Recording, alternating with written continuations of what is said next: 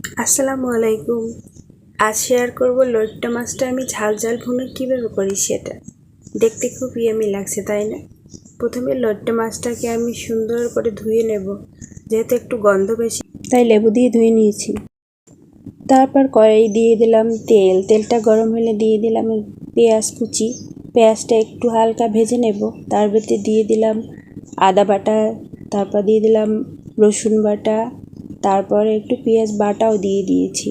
তারপর গুঁড়ো মশলাগুলো দেব, যেরকম মরিচের গুঁড়ো, হলুদের গুঁড়ো, তারপর জিরা, ধনিয়া সব গুঁড়ো দিয়ে, লবণটা স্কিপ হয়ে গেছে তো লবণ দিয়ে ভালো করে একটু কষিয়ে নিলাম। তারপর দিয়ে দিলাম মাছগুলো দিয়ে তারপর সুন্দর করে কষিয়ে নেব। লইট্ট মাছের গন্ধটা একটু তীব্র, তাই একটু দিয়ে দিলাম লেবুর রস, একটু দিয়ে দিলাম গরম মশলা গুঁড়ো, আর দিয়ে দিলাম